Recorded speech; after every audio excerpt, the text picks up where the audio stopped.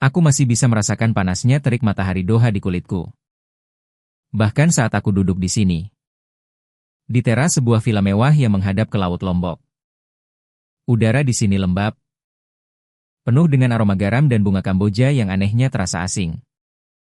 Selama ini, hidupku adalah tentang menaklukkan padang pasir. Mengubahnya menjadi hutan beton dan kaca. Tempat uang mengalir seperti sungai buatan di mal-mal kami yang megah. Aku datang ke sini bukan untuk mengagumi matahari terbenam. Aku datang untuk membangun sebuah kerajaan. Aku datang untuk mengubah pulau yang tertidur ini menjadi mesin uang yang tak pernah berhenti berputar. Sebuah permata baru di mahkota bisnisku. Menyaingi Singapura. Bahkan Makau. Tapi aku tidak pernah menyangka. Perlawanan terbesarku bukanlah datang dari pemerintah yang korup atau birokrasi yang lambat. Perlawanan itu datang dari seorang lelaki tua yang tatapannya setenang lautan di hadapanku. Dan dari sebuah kekuatan yang tidak bisa kubeli, budaya. Halo semuanya. Nama saya Faisal Altani. Hari ini, aku ingin menceritakan sebuah perjalanan yang menghancurkan semua yang kuyakini tentang kekayaan, kemajuan, dan kekuasaan. Ini adalah kisah tentang bagaimana Indonesia, sebuah negara yang awalnya kuanggap remeh. Sebuah pulau yang kulihat hanya sebagai lahan kosong untuk proyek ambisiusku. Justru mengajarkan aku arti kehidupan yang sesungguhnya. Ini adalah kisah tentang bagaimana seorang investor dari Qatar datang untuk membangun kasino. Namun justru menemukan jiwanya. Duniaku di Doha adalah dunia yang bergerak dengan kecepatan cahaya.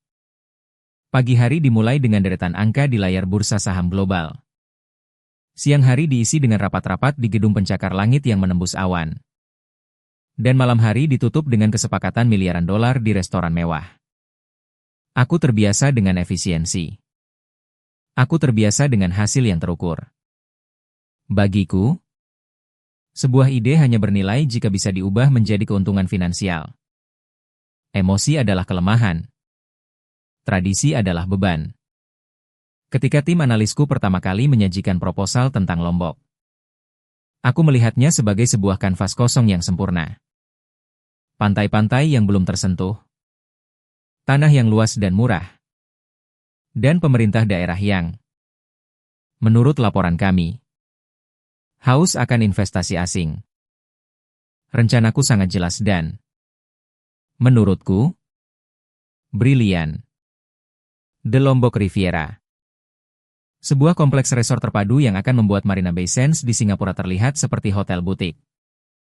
Akan ada menara hotel kembar dengan kolam renang di puncak yang menghadap Gunung Rinjani. Pusat perbelanjaan dengan semua merek mewah dari Paris hingga Milan. Dan tentu saja, pusat dari semuanya, kasino paling spektakuler di Asia Tenggara. Aku membayangkan jet-jet pribadi mendarat di bandara baru yang akan kubangun. Membawa para miliarder dari seluruh dunia. Aku membayangkan denting mesin slot dan sorak-sorai di meja poker.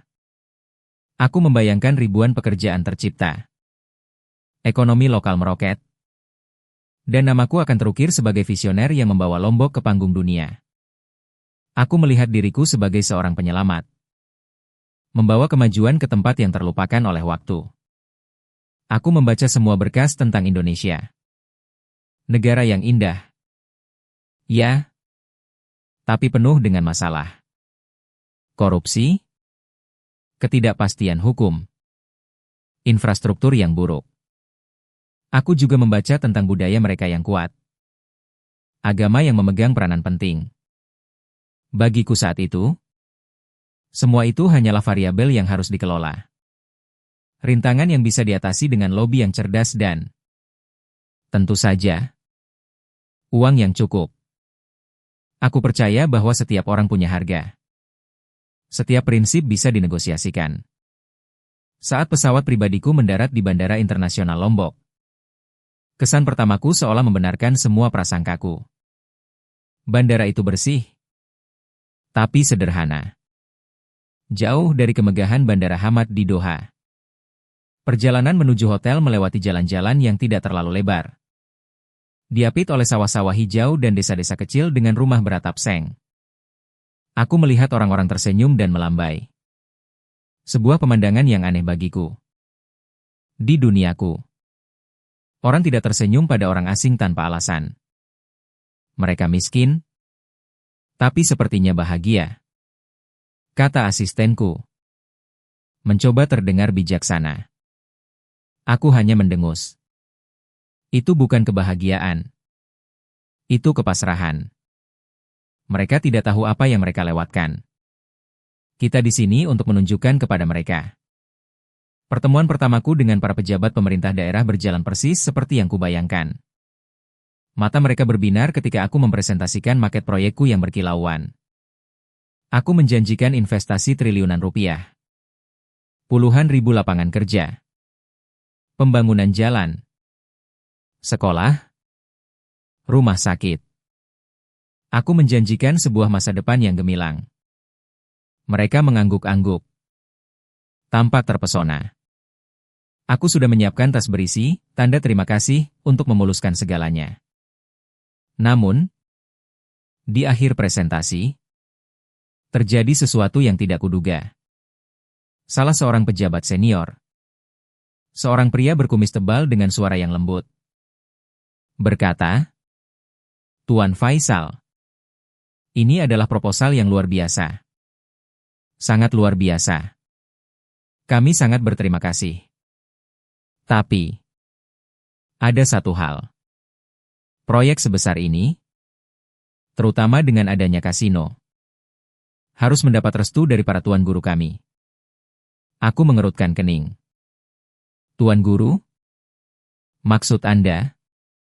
Para pemuka agama? Benar? Tuan. Terutama Tuan Guru Hashim. Beliau adalah suara masyarakat di sini.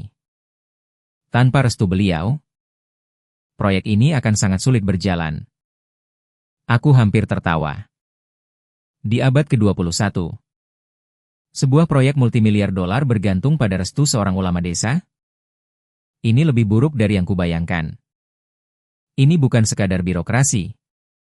Ini feodalisme yang terbungkus dalam jubah agama. Baiklah, kataku, mencoba menyembunyikan rasa jijikku. Atur pertemuan saya dengan Tuan Guru Hashim ini. Saya yakin kita bisa mencapai kesepahaman. Dalam benakku, aku sudah merencanakan semuanya. Aku akan datang ke pesantrennya. Atau dimanapun dia tinggal. Aku akan membawa cek dengan angka 0 yang sangat banyak. Aku akan menawarkan untuk membangun masjid termegah di Lombok. Membiayai sekolah-sekolahnya. Memberangkatkan ratusan orang untuk ibadah haji. Aku akan membuatnya menjadi tawaran yang tidak mungkin bisa ia tolak. Bagaimanapun juga, semua orang punya harga. Itulah hukum alam semesta yang aku yakini. Villa tempatku menginap adalah yang paling mewah di pulau itu. Tapi aku merasa gelisah. Aku berdiri di balkon, menatap kegelapan laut yang luas. Dari kejauhan, aku bisa melihat lampu-lampu kecil dari perahu nelayan. Berkelip seperti bintang yang jatuh. Begitu banyak potensi yang terbuang. Pikirku, laut ini bisa menjadi dermaga kapal pesiar. Pantai ini bisa dipenuhi dengan klub-klub malam yang glamor. Desa-desa itu bisa diubah menjadi kondominium mewah. Aku merasa seperti seorang penakluk yang berdiri di ambang dunia baru. Aku merasa tak terkalahkan. Aku tidak tahu bahwa di pulau yang tenang ini, aku akan menghadapi pertempuran terbesar dalam hidupku. Bukan pertempuran untuk mendapatkan tanah atau izin bangunan, tetapi pertempuran melawan keyakinanku sendiri. Dan aku akan kalah telak. 2 hari kemudian, sebuah mobil SUV hitam ber-AC dengan kaca gelap membawaku menyusuri jalanan pedesaan yang berkelok-kelok. Di luar jendela, dunia yang kulihat terasa seperti berasal dari zaman lain. Anak-anak kecil berlarian tanpa alas kaki. Tertawa riang sambil mengejar layang-layang. Para wanita dengan sarung berwarna-warni berjalan anggun dengan tumpukan barang di atas kepala mereka. Para pria duduk di warung-warung kecil, menyeruput kopi dan mengobrol. Pemandangan ini, bagi orang lain mungkin terlihat damai. Bagiku, Itu adalah potret kemandekan. Potret potensi manusia yang tidak dimanfaatkan. Kita hampir sampai.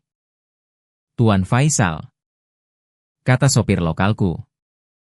Menunjuk ke sebuah kompleks bangunan sederhana di depan.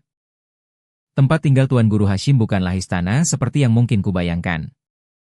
Tidak ada gerbang emas atau penjaga bersenjata. Yang ada hanyalah sebuah pesantren. Sekolah asrama Islam yang dikelilingi oleh pohon kelapa dan sawah. Suasananya tenang. Hanya dipecah oleh suara anak-anak yang sedang mengaji di sebuah aula terbuka. Udara terasa lebih sejuk di sini. Lebih bersih. Aku merapikan setelan armaniku yang terasa tidak pada tempatnya dan melangkah keluar dari mobil. Seorang pemuda menyambutku dengan senyum ramah dan menuntunku melewati halaman berpasir menuju sebuah rumah panggung kayu yang sederhana. Di beranda, seorang pria tua duduk di kursi rotan. Mengenakan sarung dan kemeja putih sederhana. Wajahnya dipenuhi kerutan. Namun matanya memancarkan ketajaman dan ketenangan yang luar biasa. Itulah dia, Tuan Guru Hashim. Dia bangkit perlahan untuk menyambutku. Jabat tangannya tidak kuat, tapi hangat. Assalamualaikum, Tuan Faisal. Selamat datang. Silakan duduk. Suaranya lembut, namun berwibawa. Aku duduk di kursi di seberangnya. Sementara asistenku berdiri di belakangku. Siap dengan tas kerja berisi proposal dan insentif yang sudah kusiapkan. Seorang gadis muda keluar dari dalam rumah. Membawa nampan berisi 2 cangkir teh hangat dan sepiring pisang goreng. Dia tersenyum sopan padaku. Aku mengangguk singkat. Terlalu fokus pada misiku. Terima kasih atas waktu Anda, Tuan Guru. Aku memulai.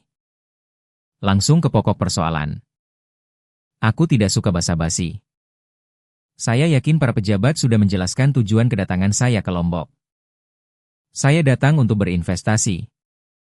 Untuk membangun masa depan yang lebih baik bagi masyarakat di sini. Aku mengeluarkan tabletku dan menunjukkan kepadanya render 3D dari The Lombok Riviera. Menara yang berkilauan. Kolam renang yang biru. Lampu-lampu kasino yang gemerlap. Ini akan menjadi ikon baru Asia Tenggara. Puluhan ribu pekerjaan. Jalan baru. Rumah sakit. Sekolah.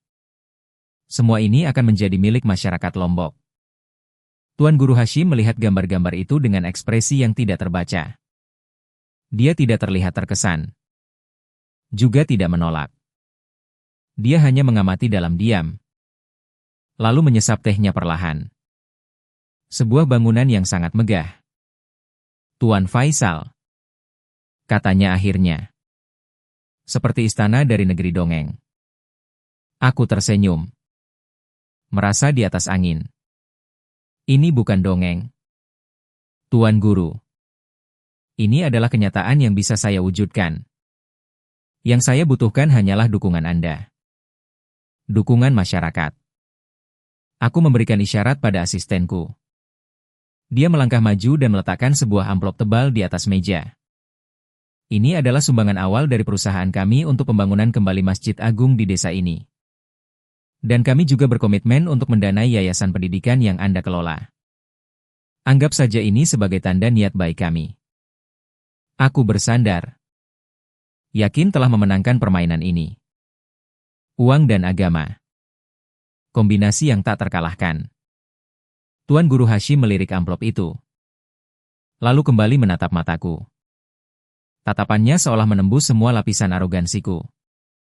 Untuk pertama kalinya, aku merasa sedikit tidak nyaman. Tuan Faisal, katanya dengan nada yang sama lembutnya. Niat baik Anda sangat kami hargai. Kemurahan hati adalah sifat yang mulia. Tapi, apakah Anda tahu apa aset terbesar yang dimiliki Lombok? Aku berpikir sejenak. Pantainya?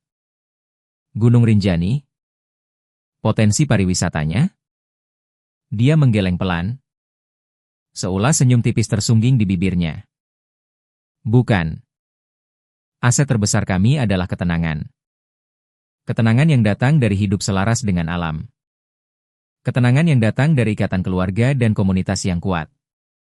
Dan yang terpenting, ketenangan yang datang dari iman kami kepada Tuhan.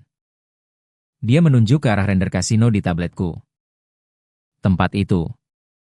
Tempat yang Anda tawarkan. Penuh dengan kebisingan. Kebisingan dari keserakahan. Kebisingan dari keputusasaan. Itu menjanjikan kekayaan instan. Tapi seringkali hanya meninggalkan kehancuran.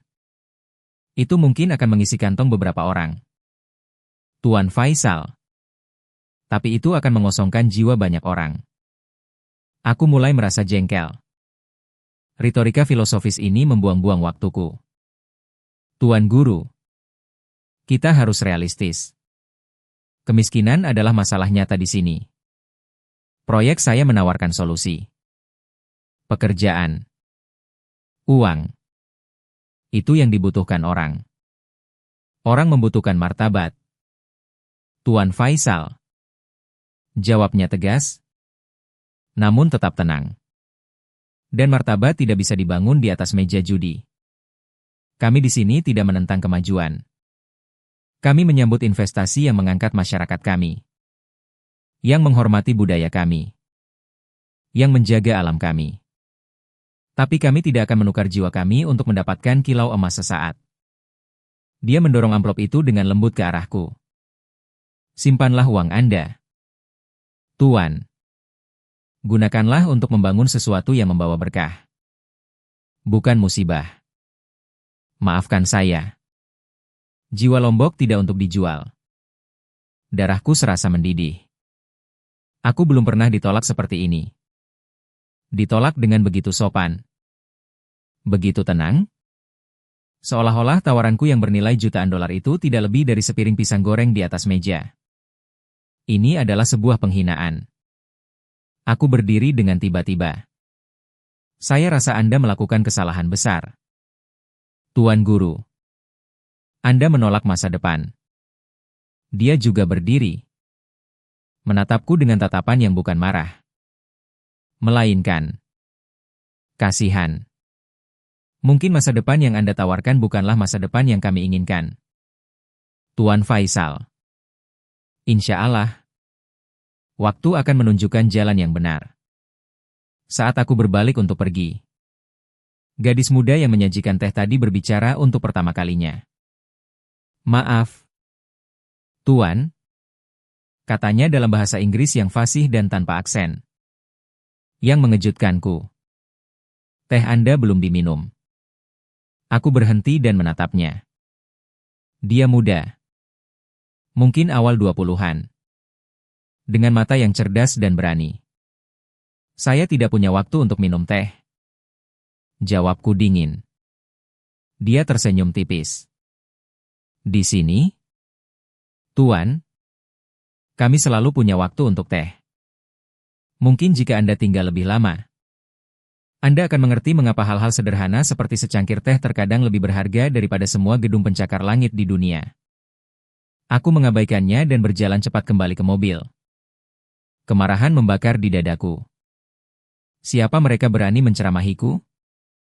Seorang kiai tua dan seorang gadis desa. Apa yang mereka tahu tentang dunia? Tentang kemajuan? Namun, dalam perjalanan kembali ke villa, di tengah kemarahanku, ada perasaan lain yang menyelinap masuk.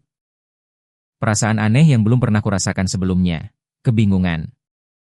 Aku datang ke sini dengan keyakinan mutlak bahwa uang adalah bahasa universal yang dipahami semua orang.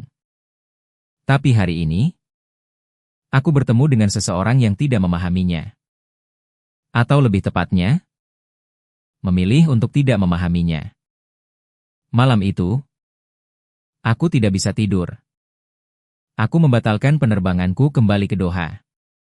Aku tidak akan lari dari kekalahan ini. Aku akan tinggal. Aku akan memahami musuhku. Aku akan menemukan kelemahan mereka. Aku akan mempelajari apa yang mereka sebut budaya ini. Dan aku akan menggunakan pengetahuan itu untuk menghancurkan perlawanan mereka.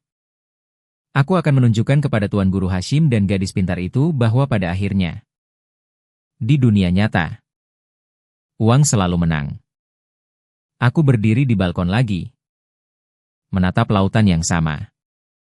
Tapi sekarang, lampu-lampu nelayan itu tidak lagi terlihat seperti bintang yang jatuh. Mereka terlihat seperti mata yang tak terhitung jumlahnya. Mengawasiku dari kegelapan. Menantangku dalam sebuah permainan yang aturannya belum kupahami sama sekali.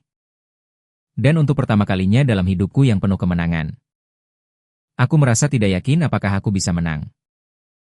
Minggu berikutnya kujalani dengan frustrasi yang semakin memuncak. Aku memerintahkan timku untuk melakukan riset mendalam tentang Tuan Guru Hashim. Mencari celah, skandal, atau apapun yang bisa kugunakan untuk menekan posisinya. Hasilnya nihil. Dia bersih. Lebih dari bersih, dia adalah pilar komunitas. Dana yayasannya transparan. Digunakan untuk beasiswa bagi anak-anak miskin dan membantu janda-janda tua. Setiap rupiah tercatat. Dia tidak memiliki kekayaan pribadi. Rumah sederhana yang kulihat adalah satu-satunya miliknya. Aku mencoba jalur politik. Mengadakan pertemuan-pertemuan rahasia dengan pejabat-pejabat yang awalnya tampak bersemangat. Aku melipat gandakan tawaranku. Tapi sekarang, mereka semua ragu-ragu. Kami tidak bisa bergerak tanpa dukungan Tuan Guru. Tuan Faisal. Kata mereka berulang kali. Seperti kaset rusak. Masyarakat akan marah. Bisa terjadi kerusuhan. Aku mulai menyadari bahwa kekuasaan di pulau ini tidak terpusat di kantor gubernur, melainkan tersebar di beranda-beranda rumah panggung dan di dalam masjid-masjid sederhana. Merasa buntu, aku memutuskan untuk mengubah taktik. Jika aku tidak bisa mengalahkan mereka dari atas, aku akan melakukannya dari bawah. Aku harus memahami pola pikir orang-orang ini. Jadi, aku melakukan sesuatu yang tidak pernah kulakukan sebelumnya. Aku berjalan kaki. Tanpa pengawal. Tanpa asisten. Hanya aku sendiri. Aku menyewa sebuah mobil kecil dan menyetir tanpa tujuan. Mencoba melihat Lombok melalui mataku sendiri. Bukan melalui laporan analis. Aku sengaja memilih untuk tinggal di sebuah tempat yang berbeda. Bukan lagi di villa mewah yang terisolasi, tetapi di sebuah homestay kecil yang direkomendasikan secara online karena ulasannya yang bagus. Aku ingin merasakan kehidupan lokal yang sebenarnya. Ketika aku tiba di alamat itu, sebuah rumah tradisional Sasak yang indah dan terawat baik, aku terkejut melihat siapa yang menyambutku di pintu. Itu adalah gadis muda yang menyajikan teh di rumah Tuan Guru Hashim. Selamat datang di Bel Dewi, katanya. Senyumnya sama sopannya seperti sebelumnya. Tapi matanya menunjukkan kilatan keterkejutan yang cepat disembunyikannya. Saya Dewi, pemilik homestay ini. Saya tidak menyangka kita akan bertemu lagi. Tuan Faisal? Jawabku singkat. Sedikit malu karena tertangkap basah. Aku di sini untuk liburan. Dia mengangguk. Jelas tidak percaya padaku. Tapi cukup bijaksana untuk tidak menanyakannya lebih lanjut. Baiklah, Tuan Faisal. Mari saya tunjukkan kamar Anda. Kamarku sederhana, namun sangat bersih dan nyaman. Dindingnya terbuat dari anyaman bambu. Dan atap jeraminya membuat ruangan terasa sejuk. Tidak ada televisi layar datar atau minibar yang penuh sampahnya. Hanya ada tempat tidur yang nyaman. Sebuah meja tulis kecil. Dan jendela besar yang menghadap ke taman bunga yang rimbun. Anehnya, aku merasa lebih tenang di sini daripada di villa mewahku. Aku memutuskan untuk tinggal selama beberapa hari. Dengan dalih ingin mengalami budaya lokal. Dewi adalah tuan rumah yang sempurna. Dia profesional, menjaga jarak, tapi selalu siap membantu. Aku mengamatinya. Dia mengelola homestay itu sendirian dengan bantuan beberapa kerabatnya. Dia memasak sarapan lezat untuk para tamu, mengatur tur, dan bahkan mengajar anak-anak desa berbahasa Inggris di sore hari. Dia adalah gambaran efisiensi yang kukagumi. Tetapi dalam skala yang sama sekali berbeda dari duniaku. Suatu sore, aku melihatnya duduk di beranda, sibuk dengan laptopnya. Aku mendekatinya. Anda terlihat sibuk. Mengurus pembukuan? Dia mendongak. Tidak juga. Saya sedang mengerjakan proposal untuk mendapatkan dana dari pemerintah untuk proyek EcoBrick di desa kami. Kami ingin mengelola sampah plastik menjadi sesuatu yang berguna. Aku terkesan. Anda berpendidikan tinggi. Saya kuliah jurusan manajemen pariwisata di Mataram. Jawabnya. Tapi saya memilih untuk kembali ke sini. Membangun desa saya sendiri lebih memuaskan daripada bekerja di hotel bintang 5. Tapi potensimu lebih besar dari ini. Kataku. Sebuah refleks dari naluri bisnisku. Dengan kemampuanmu, kau bisa mengelola resor sekelas The Lombok Riviera. Bayangkan gaji yang bisa kau dapatkan. Dia menutup laptopnya dan menatapku lurus. Gaji memang penting, Tuan Faisal. Tapi bukan segalanya. Apa gunanya gaji besar jika saya harus bekerja untuk sesuatu yang saya tahu akan merusak tanah kelahiran saya? Apa gunanya uang jika saya harus melihat anak-anak muda di sini kehilangan arah karena godaan judi? Kata-katanya menamparku. Lagi. Dia bukan sekadar gadis desa yang naif. Dia cerdas, berprinsip, dan dia adalah murid dari Tuan Guru Hashim. Dia adalah perwujudan dari perlawanan yang kuhadapi. Perdebatan kami terhenti oleh perubahan cuaca yang drastis. Langit yang tadinya biru cerah tiba-tiba menjadi gelap gulita. Angin mulai bertiup kencang, menggoyangkan pohon-pohon kelapa dengan dahsyat. Hujan turun seperti dicurahkan dari langit. Dalam sekejap, badai tropis menerjang. Listrik padam. Sinyal telepon dan internet mati total.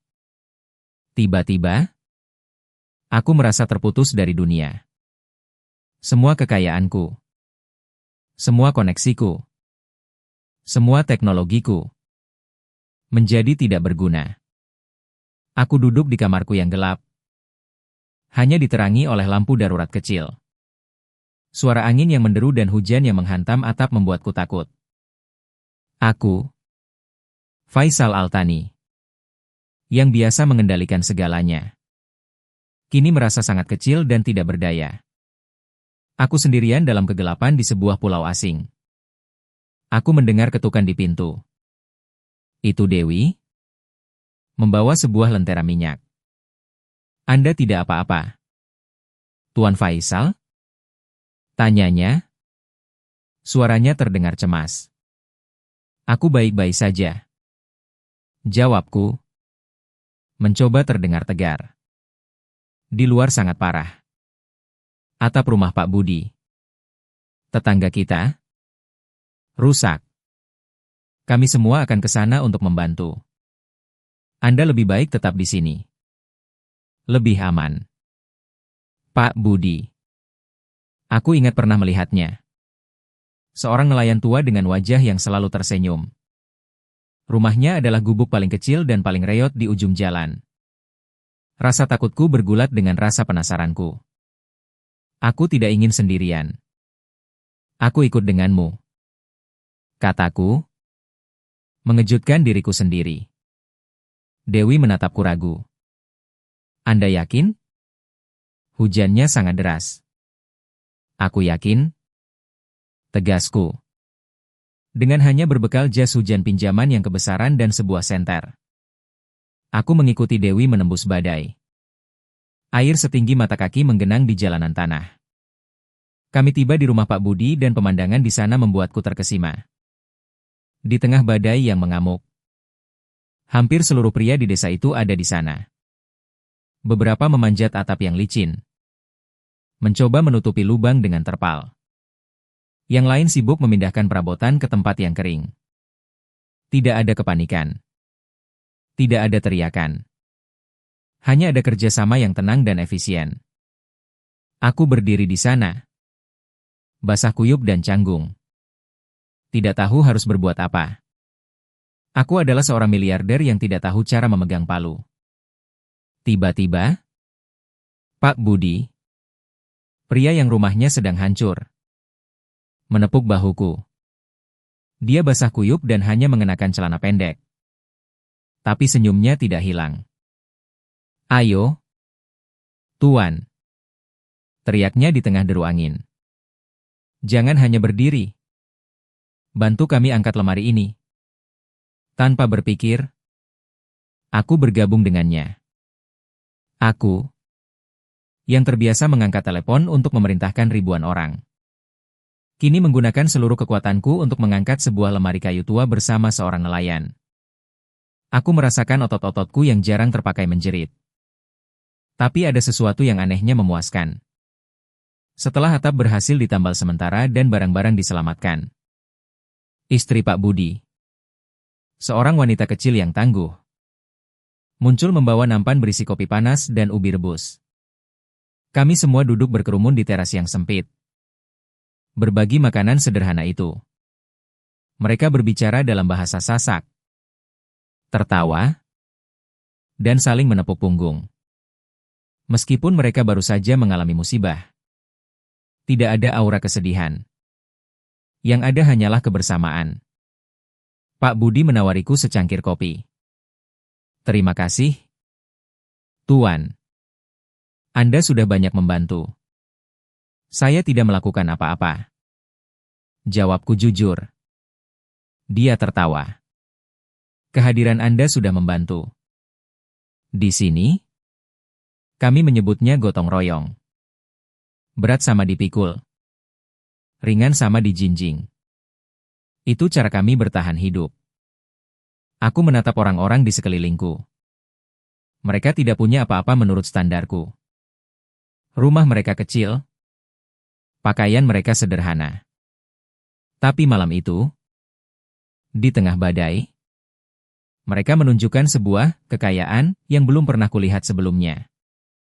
Kekayaan yang lahir dari rasa saling memiliki. Dari kepedulian tanpa pamrih. Mereka tidak menunggu bantuan pemerintah. Mereka tidak menyalahkan nasib. Mereka hanya bersatu dan saling membantu. Untuk pertama kalinya, sebuah keraguan kecil mulai menyelinap ke dalam benteng keyakinanku. Aku datang ke sini untuk membangun sebuah kerajaan beton.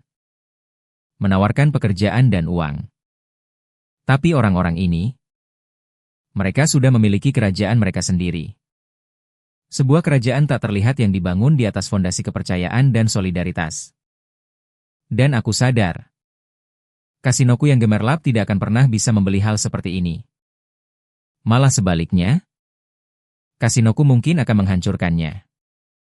Badai akhirnya reda keesokan paginya, meninggalkan langit yang bersih dan udara yang segar. Namun, jejak kehancurannya terlihat jelas. Pohon-pohon tumbang, atap-atap beterbangan, dan jalanan dipenuhi lumpur. Tapi yang lebih mengejutkanku adalah respon masyarakat. Tidak ada keluh kesah. Sejak fajar menyingsing, seluruh desa sudah keluar rumah, bekerja bersama membersihkan puing-puing. Para pria memotong dahan pohon yang tumbang. Para wanita menyapu lumpur dari halaman rumah. Dan anak-anak mengumpulkan sampah. Semuanya bergerak dalam sebuah harmoni yang tak terucapkan. Sebuah koreografi komunitas yang telah terasa selama berabad-abad. Aku tidak bisa hanya diam di homestay. Didorong oleh pengalaman malam sebelumnya, aku keluar dan mencoba membantu. Awalnya, orang-orang menatapku dengan heran.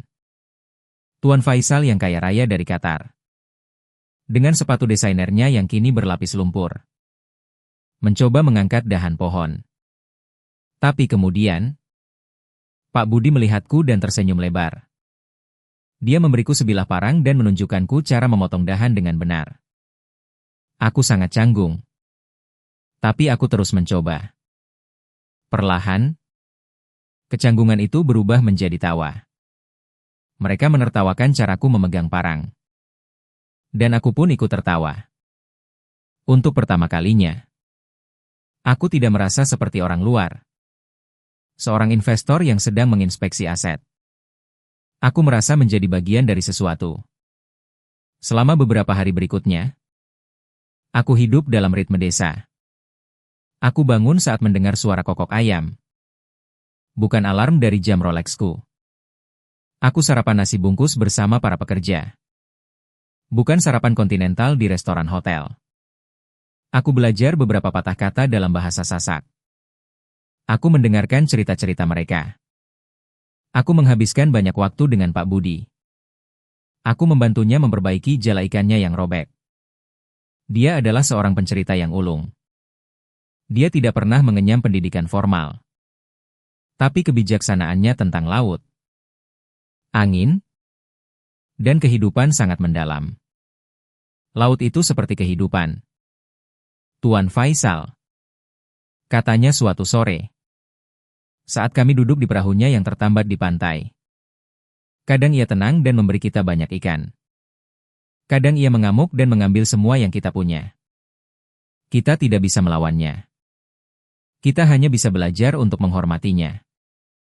Membaca tanda-tandanya. Dan bersyukur atas apapun yang diberikannya. Aku bertanya kepadanya.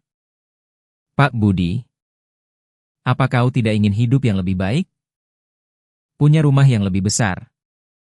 Perahu yang lebih modern? Dia menatapku. Matanya yang sudah berkerut menyipit karena sinar matahari. Apa itu? Hidup yang lebih baik. Tuan, saya punya atap di atas kepala saya.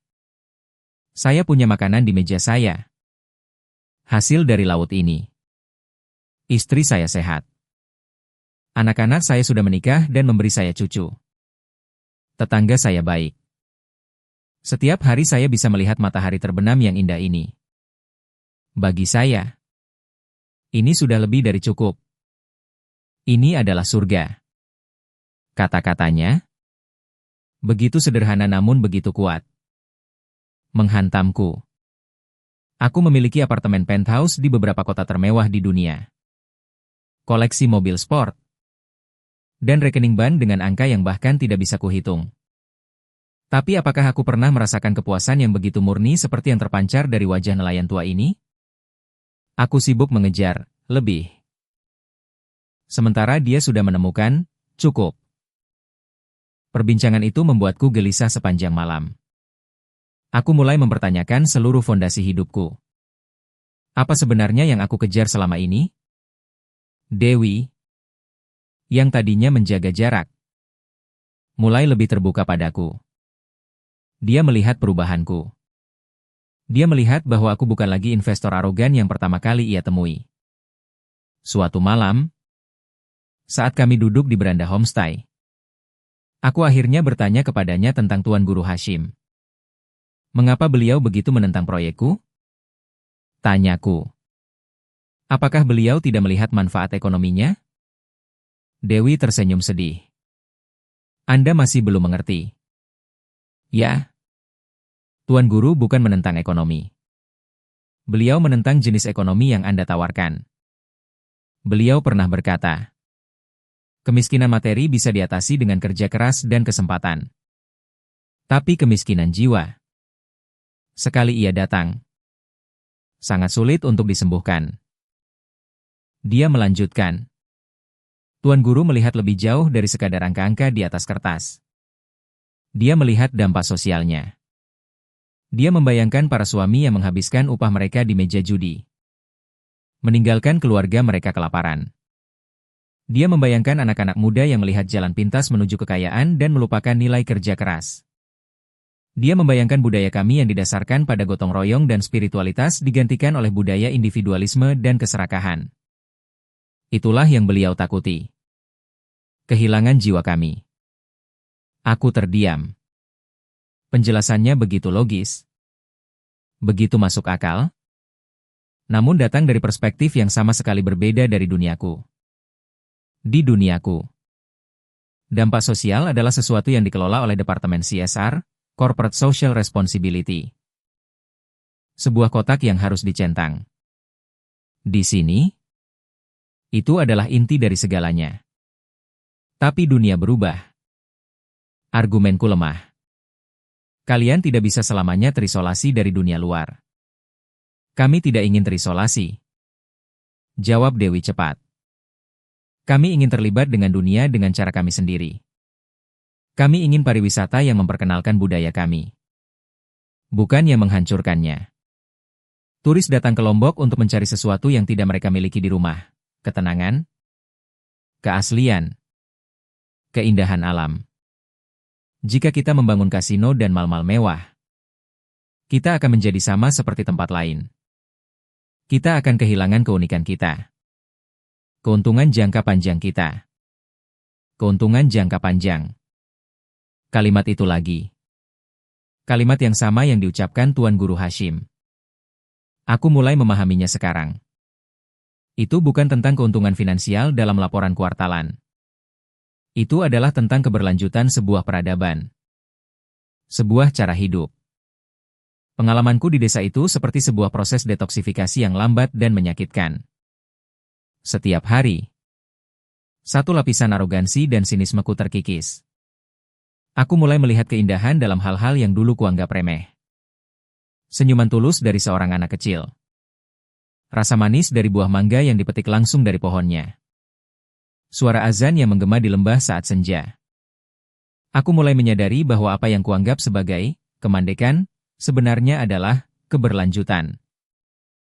Apa yang kuanggap sebagai kemiskinan sebenarnya adalah kesederhanaan yang bermartabat. Orang-orang ini mungkin tidak memiliki banyak harta benda. Tetapi mereka kaya dalam hal-hal yang tidak bisa dibeli dengan uang, komunitas, iman, dan kedamaian batin. Di sisi lain, aku mulai melihat kemiskinan dalam hidupku sendiri. Aku dikelilingi oleh kemewahan. Tetapi aku kesepian. Aku memiliki kekuasaan untuk membangun gedung-gedung raksasa. Tetapi aku tidak mampu membangun hubungan manusia yang tulus. Aku adalah seorang raja di sebuah kerajaan yang kosong. Suatu pagi, Dewi memberitahuku bahwa akan ada persiapan untuk sebuah upacara adat penting. Festival Bau Nyale. Ini adalah salah satu tradisi terpenting kami. Katanya, Tuan Guru Hashim akan memimpin doa bersama di pantai. Mungkin Anda tertarik untuk melihatnya. Aku merasakan getaran aneh. Ini adalah sebuah kesempatan. Bukan untuk mencari kelemahan, tetapi untuk benar-benar mencoba mengerti. Aku ingin melihat dengan mata kepala sendiri kekuatan tak terlihat yang telah mengalahkanku. Ya, jawabku, tanpa ragu. Aku ingin melihatnya. Aku tidak tahu bahwa apa yang akan kusaksikan di pantai itu tidak hanya akan membuka mataku, tetapi juga akan menghancurkan duniaku yang lama hingga berkeping-keping, dan memaksaku untuk membangun kembali diriku dari awal. Perjalanan menuju titik balikku yang sesungguhnya akan segera dimulai. Malam sebelum festival Bau Nyale, udara terasa berbeda. Ada getaran antisipasi yang menyelimuti seluruh desa. Keluarga-keluarga sibuk mempersiapkan sesajen. Para pemuda berlatih memainkan gendang belek. Musik perkusi tradisional Sasak yang suaranya menggelegar penuh semangat. Dewi menjelaskan kepadaku legenda di balik festival ini. Tentang Putri Mandalika. Seorang putri cantik jelita yang menenggelamkan diri ke laut untuk menghindari peperangan antar pangeran yang memperebutkannya. Sang putri berjanji akan kembali setiap tahun dalam wujud cacing laut berwarna-warni yang disebut Nyale. Kemunculan Nyale diyakini membawa kemakmuran dan panen yang melimpah. Bagiku, itu terdengar seperti cerita rakyat kuno. Sebuah mitos yang menarik tapi tidak relevan dengan dunia modern. Aku masih berpikir dengan logika seorang pebisnis. Aku melihat festival ini sebagai produk pariwisata. Sebuah atraksi yang bisa dikemas dan dijual kepada turis. Aku belum memahami dimensi spiritualnya yang mendalam. Kami berangkat menuju pantai Seger jauh sebelum fajar. Jalanan dipenuhi oleh ribuan orang dari berbagai penjuru Lombok. Mereka berjalan kaki, naik motor, atau berdesakan di bak truk. Tidak ada kemacetan lalu lintas yang penuh amarah seperti di Doha. Sebaliknya, suasana terasa riang gembira. Seperti sebuah ziarah massal. Orang-orang saling menyapa. Berbagi makanan kecil. Dan tertawa. Aku, seorang miliarder asing, berjalan di tengah-tengah mereka. Dan tidak ada yang memandangku dengan aneh. Aku hanyalah satu titik di lautan manusia yang bergerak menuju tujuan yang sama. Pantai itu sendiri telah berubah menjadi panggung raksasa di bawah langit yang penuh bintang. Obor-obor bambu ditancapkan di sepanjang garis pantai. Cahayanya yang berkedip-kedip menciptakan suasana magis. Suara gendang belek berpadu dengan deburan ombak. Menciptakan ritme yang terasa purba dan menggetarkan jiwa. Ribuan orang duduk di atas tikar pandan. Wajah mereka penuh harap. Menatap ke arah laut yang gelap. Aku dan Dewi menemukan tempat di atas sebuah bukit kecil. Memberikan kami pemandangan yang luas. Aku melihat Tuan Guru Hashim tiba. Disambut dengan penuh hormat oleh semua orang. Dia tidak duduk di panggung khusus atau singgasana. Dia hanya duduk bersila di atas pasir. Sama seperti yang lainnya. Dia hanyalah bagian dari komunitasnya. Saat waktu yang dinanti tiba, Tuan Guru Hashim berdiri dan mulai memimpin doa. Suaranya, yang diperkuat oleh pengeras suara sederhana, terdengar jelas dan menenangkan di tengah keramaian. Dia tidak berdoa dengan berapi-api. Dia berdoa dengan lembut, penuh kerendahan hati. Dia memohon berkah, kemakmuran, dan kedamaian bagi tanah Lombok. Dia berbicara tentang pentingnya menjaga warisan leluhur, tentang rasa syukur, dan tentang persatuan. Dan kemudian, sesuatu yang luar biasa terjadi. Saat doanya berakhir, ribuan orang yang tadinya riuh, serentak terdiam. Keheningan total menyelimuti pantai. Hanya menyisakan suara ombak. Seolah-olah seluruh alam ikut menahan napas. Aku merasakan bulu kuduku berdiri. Ini bukan lagi sekadar festival. Ini adalah sebuah momen spiritual kolektif yang sangat kuat. Aku bisa merasakan energi yang kasat mata. Sebuah ikatan iman yang menyatukan ribuan jiwa menjadi satu. Tepat saat fajar pertama mulai menyingsing di ufuk timur. Memancarkan semburat warna ungu dan oranye. Terdengar sorakan pertama. Nyale. Nyale sampun pesu. Nyale. Nyale sudah keluar. Orang-orang berhamburan ke laut dengan jaring-jaring kecil dan ember. Mereka tertawa. Berteriak kegirangan seperti anak-anak. Aku melihat Pak Budi mengangkat jaringnya yang penuh dengan cacing-cacing kecil berwarna-warni. Wajahnya berseri-seri karena sukacita murni. Dia tidak melihatnya sebagai cacing. Dia melihatnya sebagai berkah. Sebagai kembalinya sang putri. Aku berdiri terpaku. Terhipnotis oleh pemandangan di hadapanku. Ini adalah titik puncaknya. Shock and awe yang sesungguhnya. Selama ini aku berpikir bisa membeli pulau ini dengan uangku. Dengan visiku tentang kemajuan. Betapa sombongnya aku. Aku mencoba menandingi kekuatan ekonomi dengan kekuatan ekonomi yang lebih besar. Tapi apa yang kusaksikan sekarang adalah kekuatan yang sama sekali berbeda. Kekuatan yang tidak bisa diukur dengan uang. Kekuatan ini adalah kepercayaan yang telah diwariskan dari generasi ke generasi. Kekuatan ini adalah identitas budaya yang begitu mendarah daging sehingga ia menjadi napas kehidupan mereka. Kekuatan ini adalah kemampuan untuk menemukan kebahagiaan dan makna dalam sebuah ritual yang bagi orang luar mungkin terlihat primitif. Aku sadar. Kasinoku tidak akan pernah bisa bersaing dengan ini. Kasinoku mungkin menawarkan kegembiraan sesaat. Tapi festival ini menawarkan sesuatu yang jauh lebih dalam, rasa memiliki harapan, dan hubungan dengan sesuatu yang lebih besar dari diri mereka sendiri. Pikiranku berpacu. Menghubungkan titik-titik dari semua pengalamanku selama beberapa minggu terakhir. Semangat gotong royong saat badai. Kebijaksanaan sederhana Pak Budi. Prinsip yang dipegang teguh oleh Dewi. Penolakan tenang Tuan Guru Hashim. Semua itu bukanlah kejadian-kejadian yang terpisah. Mereka semua adalah manifestasi dari kekuatan inti yang sama. Kekuatan budaya yang sedang kusaksikan dalam puncaknya yang paling agung. Aku melihat seorang anak laki-laki kecil. Mungkin berumur 7 tahun. Dengan hati-hati meletakkan seekor nyale di telapak tangannya. Menunjukkannya kepada ibunya dengan mata berbinar. Di matanya, aku tidak melihat kemiskinan atau keterbelakangan. Aku melihat kekayaan. Kekayaan tradisi. Kekayaan cerita.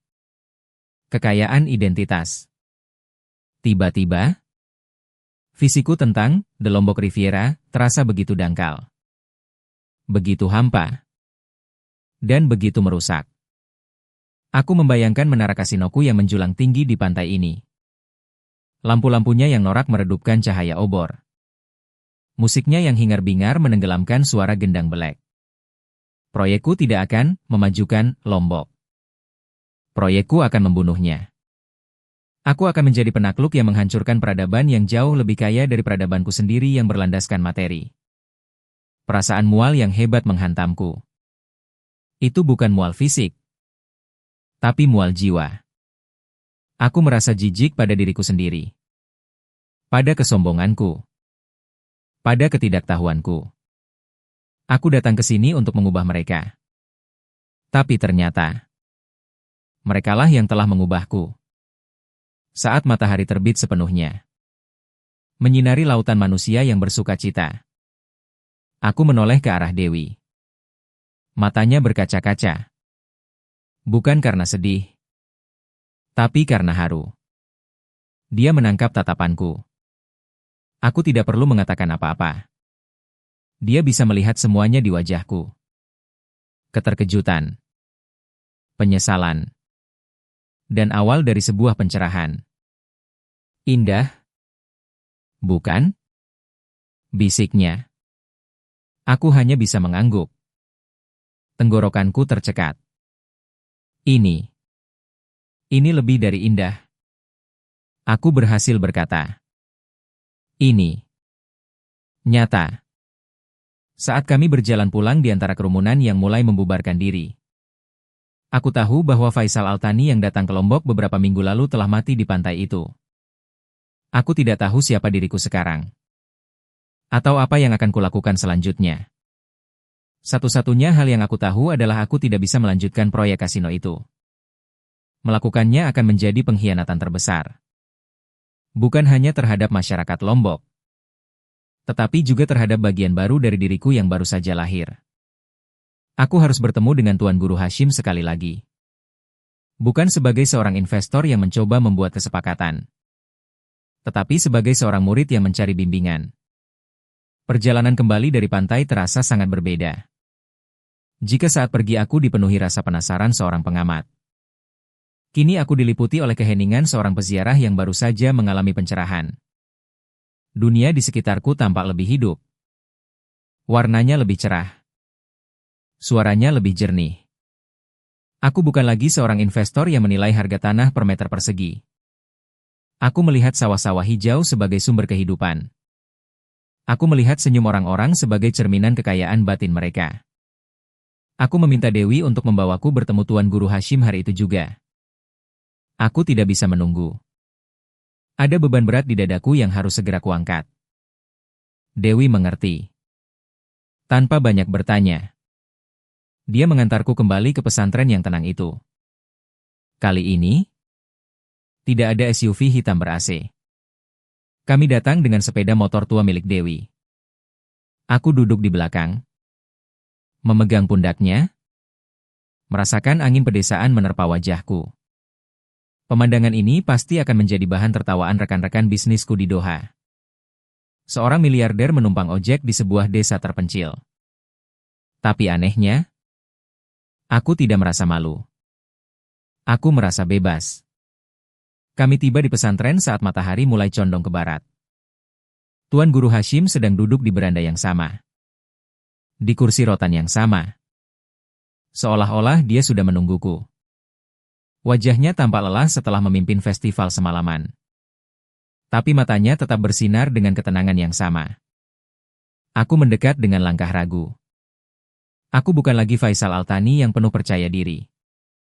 Aku merasa seperti seorang anak kecil yang akan mengaku kesalahannya. Aku memberi salam dengan canggung. Assalamualaikum, Tuan Guru. Waalaikumsalam, Tuan Faisal. Jawabnya. Suaranya tetap lembut. Silakan duduk. Saya dengar Anda ikut menyaksikan bau nyale tadi pagi. Aku duduk di kursi di hadapannya. Dewi pamit undur diri. Memberikan kami privasi. Untuk beberapa saat, kami hanya terdiam. Aku mencoba merangkai kata. Tetapi semua kalimat yang kupersiapkan terasa salah dan tidak tulus. Akhirnya, aku hanya bisa mengatakan yang sebenarnya. Tuan Guru. Saya salah. Suaraku serak karena emosi. Saya datang ke sini dengan kesombongan. Saya melihat tanah Anda hanya sebagai peluang bisnis. Saya melihat budaya Anda sebagai sebuah rintangan. Saya pikir uang saya bisa membeli segalanya. Termasuk jiwa pulau ini. Saya salah besar. Aku menatapnya. Mataku mulai panas. Pagi ini, di pantai itu, saya tidak hanya melihat sebuah festival. Saya melihat kekuatan. Sesuatu yang murni dan indah yang tidak akan pernah bisa saya bangun. Tidak peduli berapa banyak uang yang saya miliki. Saya menyadari bahwa jika saya melanjutkan proyek saya tidak akan menjadi pembangun. Saya akan menjadi perusak. Tuan Guru Hashim mendengarkan dengan sabar. Tanpa menyela. Dia hanya mengangguk pelan. Seolah-olah semua yang kukatakan sudah ia ketahui sejak awal. Manusia seringkali harus tersesat jauh untuk menemukan jalan pulang. Tuan Faisal. Katanya bijak. Dan terkadang, mata kita baru bisa melihat dengan jelas setelah dibasuh oleh air mata kerendahan hati. Dia menuangkan teh dari teko ke dalam cangkir kecil untukku. Apa yang Anda lihat di pantai itu adalah warisan. Warisan bukanlah sesuatu yang mati yang disimpan di museum. Ia adalah sesuatu yang hidup. Yang bernapas di dalam diri setiap orang. Ia adalah kompas moral kami. Sumber kekuatan kami saat menghadapi badai. Seperti yang Anda lihat beberapa hari lalu. Lalu dia menatapku tajam. Seolah menembus langsung ke dalam jiwaku. Sekarang saya bertanya pada Anda. Tuan Faisal. Apa warisan yang ingin Anda tinggalkan di dunia ini? Apakah hanya berupa gedung-gedung beton yang suatu hari akan runtuh? Ataukah sesuatu yang akan terus hidup di hati orang-orang? Lama setelah Anda tiada? Pertanyaannya menghantamku seperti badai. Warisan. Aku selalu berpikir proyek The Lombok Riviera adalah warisanku. Sebuah monumen untuk kejeniusan dan kekayaanku. Tapi sekarang aku melihatnya sebagai apa adanya. Sebuah monumen keserakahan yang dibangun di atas kehancuran budaya orang lain. Itu akan menjadi warisan yang memalukan. Saya tidak tahu. Jawabku jujur. Suaraku nyaris berbisik. Selama ini saya hanya tahu cara menghasilkan uang. Saya tidak tahu cara membangun sesuatu yang bermakna seperti ini. Inilah saatnya. Momen pengambilan keputusan yang akan menentukan sisa hidupku. Aku menarik napas dalam-dalam. Merasakan beban dunia terangkat dari pundakku saat aku mengucapkan kata-kata itu. Saya akan membatalkan proyek kasino itu. Mengatakannya dengan lantang membuat keputusan itu menjadi nyata. Aku merasakan gelombang kelegaan yang luar biasa. Diikuti oleh rasa takut. Apa yang akan dikatakan dewan direksiku? Para investor? Aku akan kehilangan miliaran dolar. Karirku? Reputasiku? Semuanya bisa hancur. Tetapi kemudian aku menatap wajah Tuan Guru Hashim. Melihat sawah-sawah yang terhampar hijau di belakangnya. Mengingat wajah Pak Budi yang berseri-seri. Dan aku tahu aku telah membuat pilihan yang tepat. Untuk pertama kalinya dalam hidupku. Aku memilih makna di atas uang. Itu adalah keputusan yang bijaksana. Tuan Faisal, kata Tuan Guru Hashim. Senyum tulus pertama kali terkembang di wajahnya. Tapi membatalkan saja tidak cukup. Sebuah luka telah tercipta. Sekarang adalah waktunya untuk menyembuhkan. Dia mencondongkan tubuhnya ke depan. Anda memiliki sumber daya yang luar biasa.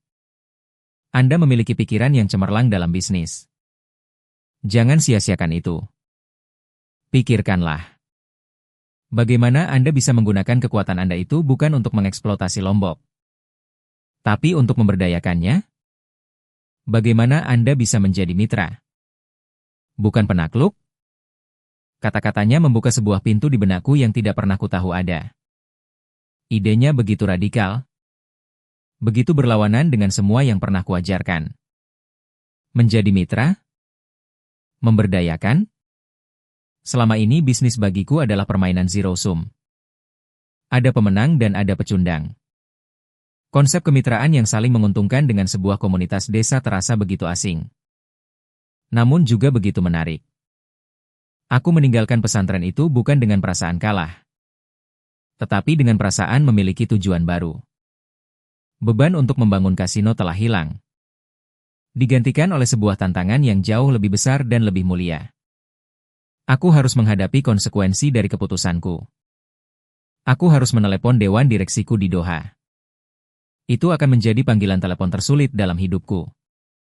Malam itu, di kamar homestayku yang sederhana, aku menatap langit-langit anyaman bambu. Aku tidak lagi melihatnya sebagai simbol keterbelakangan.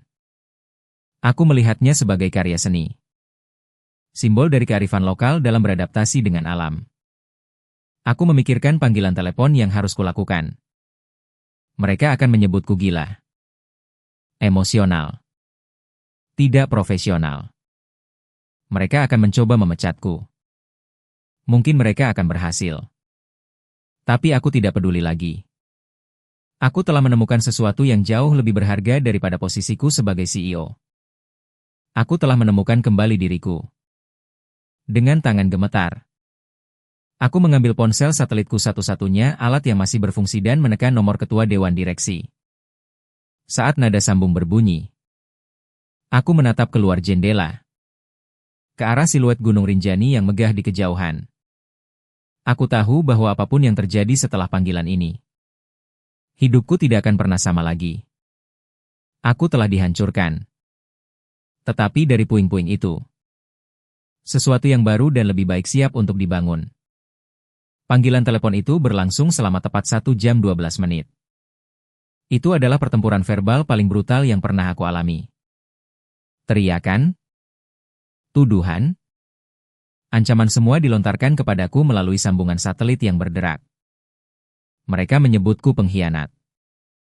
Mereka menuduhku telah tercuci otak oleh tahayul dunia ketiga. Mereka mengingatkanku pada tanggung jawab fidusiaku terhadap para pemegang saham. Kerugian finansial dari pembatalan proyek ini sangat besar. Mencapai ratusan juta dolar dalam biaya perencanaan dan kontrak awal. Aku mendengarkan semuanya dengan tenang. Faisal yang lama pasti akan balas berteriak. Mempertahankan keputusannya dengan argumen bisnis yang dingin. Mungkin mencoba mencari cara untuk memutarbalikkan situasi demi keuntungannya. Tapi aku bukan lagi orang itu. Anda tidak mengerti. Hanya itu yang bisa kukatakan berulang kali. Anda harus berada di sini untuk mengerti. Ada kekayaan di sini yang tidak bisa dihitung dalam neraca keuangan kita. Melanjutkan proyek ini adalah bunuh diri bisnis jangka panjang. Kita akan menghancurkan aset yang paling berharga, keasliannya. Tentu saja, mereka tidak mengerti. Pada akhirnya, sebuah ultimatum diberikan. Lanjutkan proyek atau aku akan disingkirkan dari perusahaan yang kubangun dari nol. Saya mengerti. Jawabku dengan suara mantap. Lakukan apa yang harus Anda lakukan. Aku menutup telepon. Hening. Untuk sesaat, rasa panik mencoba merayap masuk. Aku baru saja membuang seluruh hidupku. Kekaisaran yang kubangun. Statusku. Kekayaanku semuanya kini terancam. Tapi kemudian, Aku merasakan kedamaian yang aneh. Kedamaian yang datang dari mengetahui bahwa aku telah melakukan hal yang benar. Berita tentang keputusanku menyebar seperti api di pulau itu. Awalnya, tidak ada yang percaya. Mereka pikir ini adalah taktik negosiasi lain.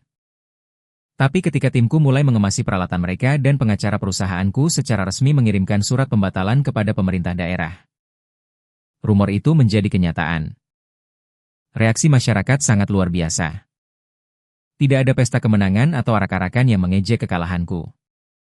Sebaliknya, yang aku terima adalah gelombang rasa terima kasih yang tulus dan tenang. Suatu pagi, saat aku keluar dari homestay, aku menemukan beranda dipenuhi dengan hadiah-hadiah kecil, sekeranjang buah-buahan, ikan segar yang baru ditangkap, selembar kain tenun tangan yang indah. Tidak ada catatan, hanya isyarat sederhana dari hati. Pak Budi datang menemuiku. Bukan untuk berterima kasih, tapi untuk menepuk punggungku.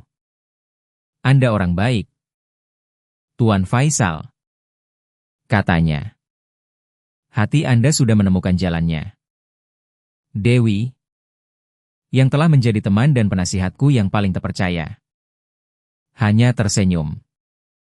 Selamat datang di Lombok, Tuan Faisal.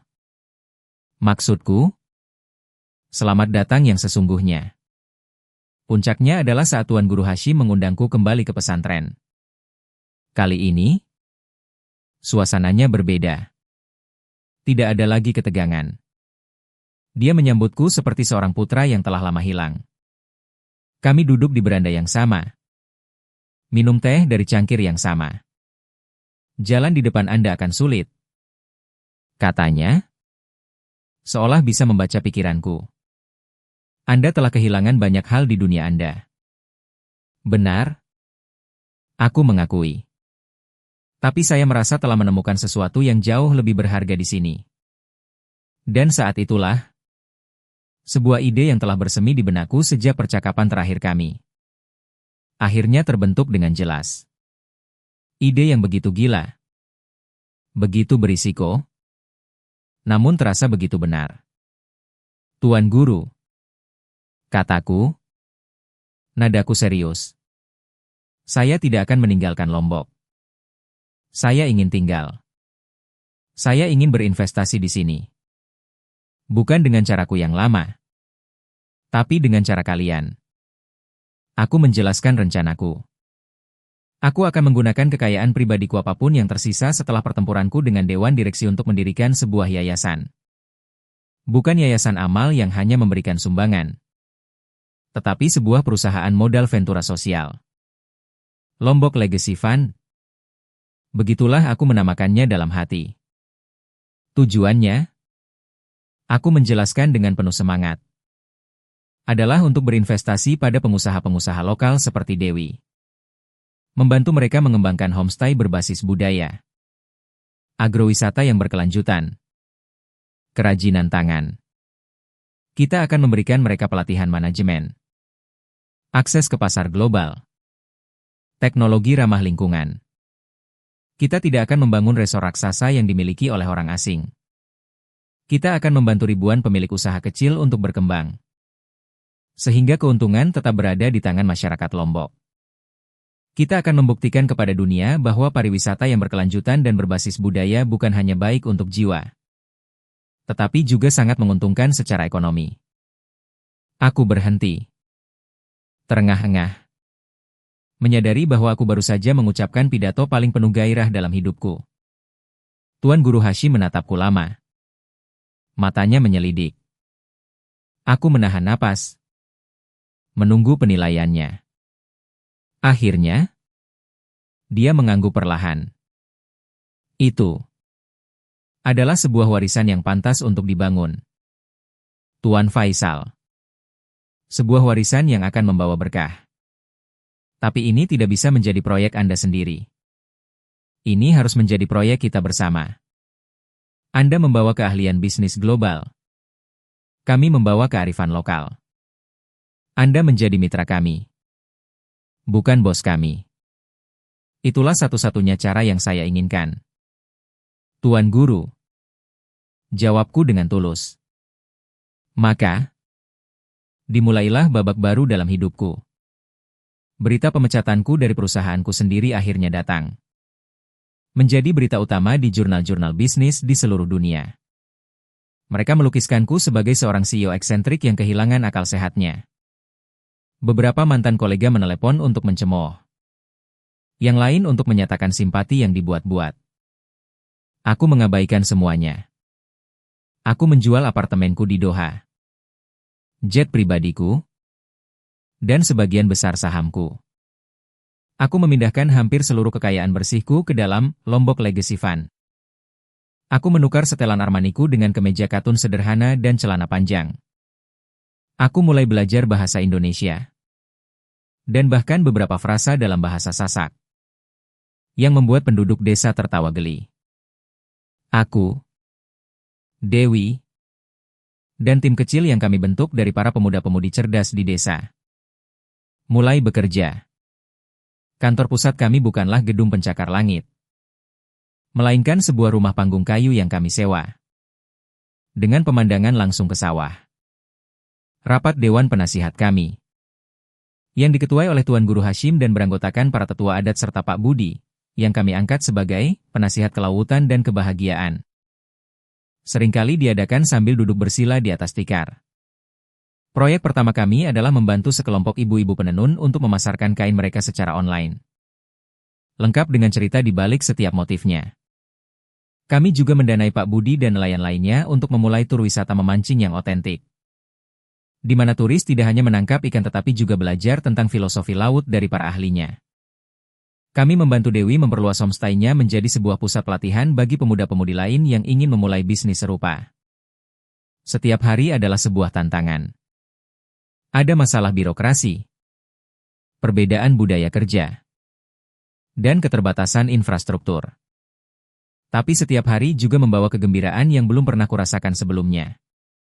Kegembiraan melihat mata seorang pengrajin berbinar saat produknya terjual ke seorang pembeli di Eropa. Kegembiraan melihat anak-anak muda yang tadinya berpikir untuk merantau ke kota. Kini memilih untuk tinggal dan membangun desa mereka. Aku menemukan bahwa prinsip-prinsip bisnis yang kupelajari selama bertahun-tahun efisiensi, pemasaran, manajemen keuangan masih sangat relevan. Namun, sekarang aku menerapkannya dengan tujuan yang berbeda. Bukan lagi untuk memaksimalkan keuntungan bagi segelintir pemegang saham, tetapi untuk memaksimalkan kesejahteraan bagi seluruh komunitas. Ini adalah bisnis dengan jiwa. Tahun-tahun berlalu lebih cepat dari yang pernah kubayangkan.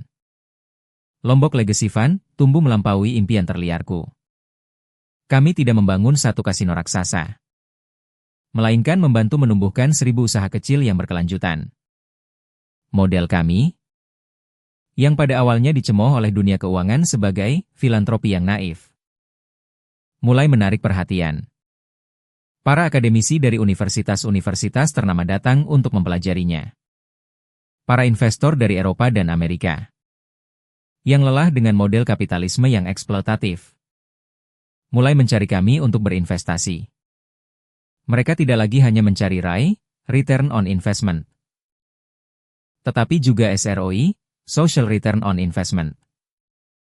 Lombok mulai dikenal di panggung dunia. Bukan sebagai peniru Singapura atau Makau, tetapi sebagai dirinya sendiri, sebuah destinasi utama untuk pariwisata yang otentik, berkelanjutan, dan memperkaya jiwa.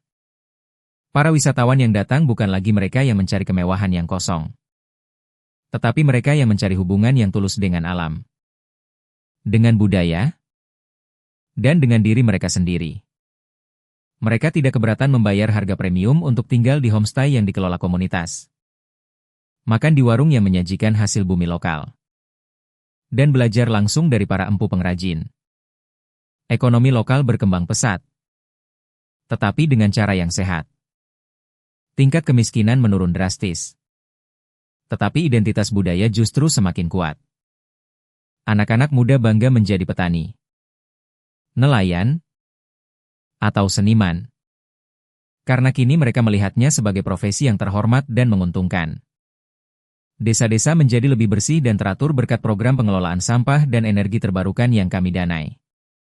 Jiwa Lombok tidak hanya bertahan. Ia berkembang. Aku sendiri telah berubah secara fundamental. Aku tidak lagi mengukur hariku dengan keuntungan dan kerugian finansial. Tetapi dengan tawa yang kudengar. Dengan tangan yang kujabat. Dengan ide-ide baru yang bersemi di benak para pemuda desa. Aku menemukan kebahagiaan yang jauh lebih dalam saat duduk di perahu Pak Budi. Menunggunya menarik jala. Daripada saat aku menutup kesepakatan miliaran dolar. Aku belajar bahwa kekayaan sejati bukanlah tentang apa yang kau miliki. Tetapi tentang apa yang kau berikan. Suatu sore, aku duduk di beranda kantor kami. Yang sekarang telah berkembang menjadi sebuah kompleks bangunan kayu yang indah dan ramah lingkungan. Di hadapanku, terhampar sawah-sawah yang menguning. Siap panen. Tuan Guru Hashim. Yang kini rambutnya telah memutih sepenuhnya namun matanya tetap tajam. Duduk di sampingku. Lihatlah. Faisal. Katanya. Suaranya kini lebih pelan karena usia. Lihatlah warisan yang sedang kita bangun bersama. Aku melihat ke arah yang ditunjuknya. Aku tidak hanya melihat sawah. Aku melihat ekosistem harapan.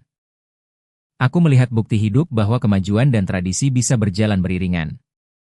Aku melihat kemenangan dari sebuah visi yang menempatkan manusia di atas keuntungan. Indonesia, melalui pulau kecil ini, telah menunjukkan kepada dunia sebuah jalan alternatif menuju kemakmuran, sebuah jalan yang lebih bijaksana, lebih adil, dan lebih manusiawi. Negara ini, yang dulu kuanggap remeh, ternyata menyimpan kebijaksanaan kuno yang sangat dibutuhkan oleh dunia modern yang sedang sakit. Kekuatan terbesarnya bukanlah sumber daya alamnya, tetapi sumber daya manusianya, yang diperkuat oleh pilar budaya dan spiritualitas yang tak tergoyahkan. Dewi, yang kini menjadi direktur operasional yayasan dan seorang pemimpin muda yang disegani di seluruh negeri, menghampiri kami membawa teh. Dia telah menikah dengan seorang guru di desa dan memiliki seorang anak laki-laki kecil yang lincah, yang seringkali berlarian di kantor kami. Investor dari Jerman baru saja menelepon, katanya sambil tersenyum. Mereka ingin mereplikasi model Lombok Legacy Fund di komunitas pedesaan di negara mereka. Mereka bilang, mereka ingin belajar dari Indonesia. Aku tertawa. Sebuah tawa yang datang dari lubuk hatiku yang terdalam. Betapa ironisnya. Dulu aku datang ke sini untuk mengajari mereka cara berbisnis ala Barat. Sekarang, dunia Barat justru datang ke sini untuk belajar dari kami. Saat matahari terbenam, mewarnai langit dengan warna keemasan, aku merenungkan perjalananku. Aku datang ke Lombok sebagai seorang penakluk. Aku pergi sebagai seorang murid. Aku kembali sebagai seorang mitra. Aku kehilangan sebuah kerajaan bisnis. Tetapi aku menemukan sebuah keluarga. Aku kehilangan kekayaanku. Tetapi aku menemukan jiwaku. Kisah ini bukanlah tentang aku. Aku hanyalah seorang pembawa pesan yang beruntung. Ini adalah kisah tentang ketangguhan semangat manusia. Ini adalah kisah tentang kearifan sebuah budaya yang menolak untuk tunduk pada kilau materi yang dangkal. Ini adalah kisah tentang Indonesia. Sebuah bangsa yang mungkin tidak memiliki gedung-gedung tertinggi di dunia, tetapi memiliki hati yang paling lapang. Sebuah bangsa yang mengajarkan kepadaku dan kepada dunia bahwa keuntungan terbesar dalam hidup bukanlah keuntungan jangka pendek yang bisa dihitung dengan angka, melainkan keuntungan jangka panjang yang dirasakan di dalam jiwa. Kisah saya dimulai dengan sebuah rencana untuk membangun kasino, simbol dari keserakahan modern. Namun, kisah ini berakhir di sini. Di sebuah pulau di mana saya belajar bahwa taruhan terbesar dalam hidup bukanlah di meja poker, tetapi taruhan pada kebaikan, komunitas, dan kemanusiaan. Dan dalam taruhan itu, berkat Indonesia, aku akhirnya menjadi seorang pemenang sejati. Halo teman-teman. Terima kasih sudah mendengarkan ceritaku. Ini adalah sebuah perjalanan yang benar-benar mengubah cara pandangku terhadap dunia. Indonesia, dengan segala kehangatan, kebijaksanaan, dan kekuatan budayanya, telah memberikan aku pelajaran paling berharga dalam hidup. Apakah kalian pernah memiliki pengalaman di mana sebuah tempat atau sebuah budaya benar-benar mengubah cara pandang kalian? Sebuah momen yang membuat kalian mempertanyakan kembali semua yang kalian yakini? Aku sangat ingin mendengar cerita kalian. Silakan bagikan di kolom komentar di bawah ini. Jangan lupa untuk menyukai video ini jika kalian menikmatinya. Dan berlangganan saluran kami untuk kisah-kisah inspiratif lainnya dari seluruh penjuru dunia. Sampai jumpa lagi.